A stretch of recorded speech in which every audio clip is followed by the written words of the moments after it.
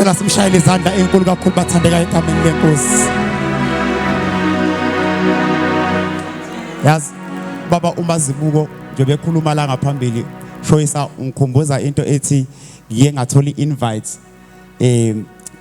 ngaya kule ndawo ebengikuyona mangifika base bengihambisa bafike bangimisa kwenye indawo kwathiwa la usukhona sekusekugcineni komhlaba ayikho enye indawo ekhona emva kwale and umbuzo wami usuthi makuthiwa iSaldanha le iyona ndawo yokugcina nisho ukuthi umuntu ngisho kungathiwa ucabanga ukuthi ngisayoganga eSaldanha naseSaldanha uyaziwa usuke eSaldanha uthi ngizobaleka eSaldanha mhlawumbe ngiyoganga eEastern Cape nase-Eastern Cape uyaziwa wakwangena eEastern Cape kumuntu eShoprite uthi uyathenga eThilini mina ngeke ngathi ngifika lapha ngathi ngiyangena lapha ngiyathenga lapha eThilini ngithi mina ngicokolisa lo sisi ngithi mina hey right ukuthi hey right ngambiza ngegama lakhe leli libhalo la ngathi hey wena sibanibani wathi uyaphila ani kwenza okuhle ecele athi na ha bafana bakithi ngiyabona nje banifuna ukuba exposed nje njengoba nifuna ukuduma nje azini ukuthi mhlazane waduma angeke uphinde uyiphile impilo yakho uyophila impilo wazi ukuthi unefu labantu obaziyo nongabazi abakubuka kanje uyomangala uhlabelela abantu bahlale phansi ucaye ukuthi ngenzeni kanti khona sekubonile wenza okungamanyala inkinga umazi ubonile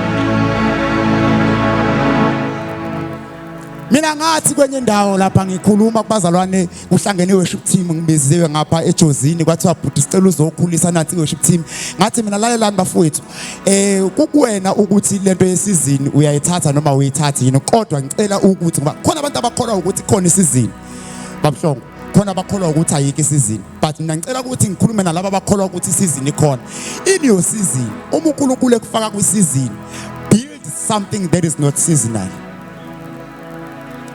okuzothi makudlula isizini usale nento ezokwenza uremain lalela izingane zasekhaya iculo olihlabelelayo liseasonal amakhodzo wadlalayo aseasonal ichorus liseasonal thina sike sahlabelela uwehlukile awulinganiswa uphi namhlanje thina sike sahlabelela ingoma enamandla ziphi namhlanje kodwa khona into eyodwa vo engekho seasonal umthandazo wathandazwa uNJ Sithole ngo2010 mawusawulalela namanje ethi ngiyinja baba ngilutho bakwakho uhlasimula umzimba umthandazo kuphela ongekho seasonal ikholo noma umhlabeleli noma ikeyboard player othandazayo akaphili kwisizini bangena baphume kodwa remain eloke emile njalo umi ngento abanye abantu abangayenzi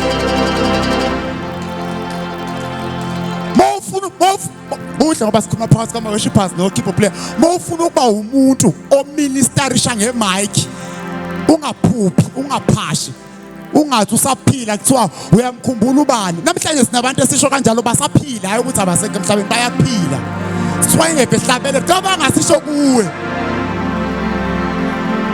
hey kodwa khona uDavid wafanele uDavid sakhuluma ngaye namanje ukhona uJoseph wafanele uJoseph sisakhuluma ngaye namanje why because they remained in prayer ukhona uDaniel bafanele sisakhuluma ngabo namanje hey kuthi akubiza amagama abantu ukhona uDaniel ukhona uShadrach uMeshach kuze kube namhlanje bangafanele iBhayibheli ligcine kubo ubhalelwe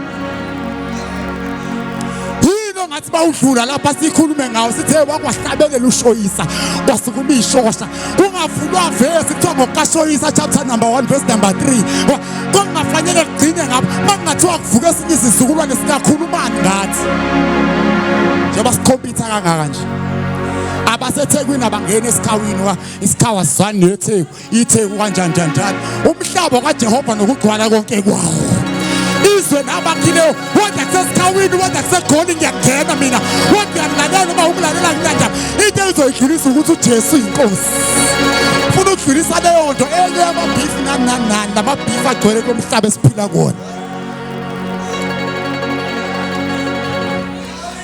ngoba namhlanje awusazazi noma mawufika esikawini awusazi noma usafe noma usekho safe mawufika eEastern Cape awazi noma usafe noma usekho safe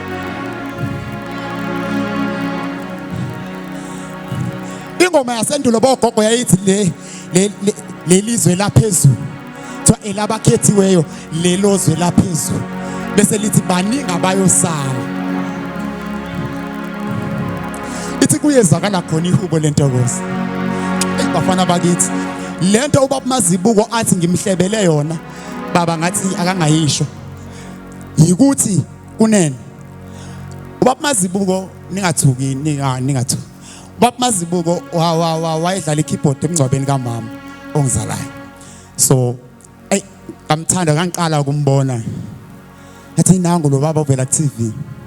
Ngaleso sikhathi angakadumi angakaziwa umuntu nje ngisawumfana nje wakacela. Mind you mina nje uMazibuko ekhuluma kanje uMazibuko ngazo keyboard player bebedlala before yena. Badume before yena waduma yena mayefika uMazibuko labo keyboard player bonke bebedlala ngo A flat bonke. Yona key ebikhona leyo A flat wodwa wafika uMazibuko wafika no F sharp. Ngiyaxolisa ukukhuluma ngama keys wakufika no F sharp. Yabo bayifika no F sharp wadlala mama ina chords awashoyo ke kwashintsha nalabo keyboard player badlala lento edlalwa uMazibuko. Buka namhlanje ngoba kufike lo mfana obemenyeza yona wonke umuntu bathiwa Loyiso wadlala lo mfana wonke umuntu washintsha indlela adlala ngayo wadlala njengo Loyiso. Namhlanje Loyiso wafika umtepho nomtepho wadlala into ayidlala kwashintsha wonke umuntu wadlala ngale ndlela ashintsha indlela umtepho. Ophupha nomtepho manje uzothula na umtepho manje kuphinde kuvela omunye aqhamuke nento yakhe ngoba yonke into seasonal kodwa uyedwa umuntu osurvive kuma seasons umuntu othandazayo. Uthaba kudlula ubaba emhlabeni ayizakhale zami kwathiwa ubani uzophatha uhlelo ngathi mina. Bathiwa kwazi baba wami ukuthi uthi ushonele ubaba wakho bese uthi wena uzophatha uhlelo ngathi ngithe imina ozophatha uhlelo emngcwabeni kababa wami. Ngafika khona uMazibuko ngajabula ngathi yes khona lo baba ngahlabelela manje njalo lo baba masihlangana naye enkonzweni kanje yonke indawo la sisebenza khona sobabili uthi mayinikwe ithuba le mic athi ukwenza ngangcwaba ubaba wakhe noma wakhe. So ngiba ngimnqande ngithi ungayisho lento yakho la esikhawini ukuthi wangcwaba umama nobaba. So ngangiphethe uhlelo emngcwabeni kababa wami wayidlala ikeyboard la umuntu wenkosi. Angisho ukuthi ngidabukeleni. Hawu seniyadabukisa manje akaqala ngabo bayintandane kahleni yini manje. Hawu bazalwane bami ngiyacela siphinde simshayele kakhulu izandla ubaba Mazibuko egameni. Hawu kodwa zincane lezandla zenu.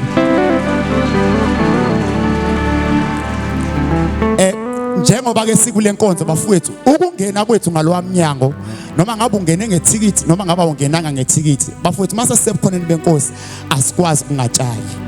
Asikwazi nje ukunganikeli noma ngabe ukuphi noma ngabe mina sengaqoqa nomnikelo kwi-open air ngoba nginento ethi uma uNkulunkulu esekhulume kahle uma ifu selehle kahle kufanele sitshale something ngefwini aliboke igama lenkosi.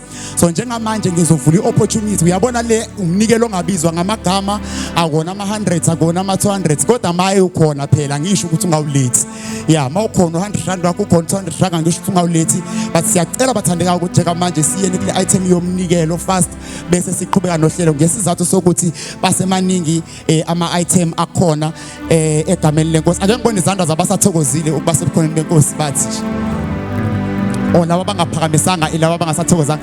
Ngicela ukubona izandla zabasathokozile bathi nje izandla. Ngisazodedela lo show isandla nisazogida nisazojuluka nibe manzi nte. Uzothi thiribili azabe mfishane naye pulpit alingana naleli tafula. So usazokhonza nje wena ukhululeke ungakhathazeki ngalutho zingane zasekhaya. Yazi kodwa ave ngawuthanda ubasket angazi kanjani kodwa wozani-ke nawo-ke nime la ngicela siphakameni sonke simeni ngey'nyawo nawe ume ngapho ngizoqale ngicele kuqala onyawo onhle bonke beze ngaphambili banikele ukuze singabanyatheli nkosi yami ngoba thina mase siza mawala egameni likaJesu. Ngicela nje abefundisi bami banikele hawu ubaba Mazibuko uqeda kudo keyboard player banikele ubaba Mazibuko uqeda kulungisa manje le era cela no keyboard player abanikele nama worshipers awanikeli njalo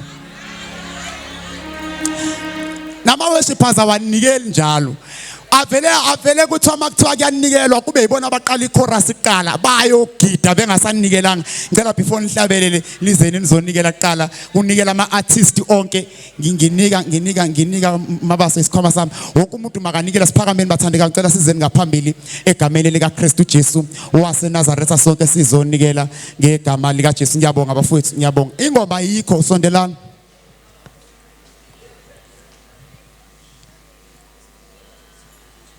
Khabazela awusale emnikelweni ngikwazi kahle baba wami. Khabazela ngisho sikakhipha ama envelopes manje uzoyithatha manje ayibuyise manje kuthi angiyikhiphe nje futhi namanje Khabazela ngiyikhiphe nakho cela siphakameni bathandeka basizeni sizonikela egameni lenkosi uJesu Kristu. Yabona bayasukuma laba bakwazi ukunikela ngempela abangalindi ingoma. uJesu wayengahlabeleli, wayemeduze kwesitsha nje elinda umnikelo, njengoba nami ngimeduze kwazo nje ngilinda umnikelo ukuthi uze ngaphambili. Sukuma, sukuma ngegama lika Jesu.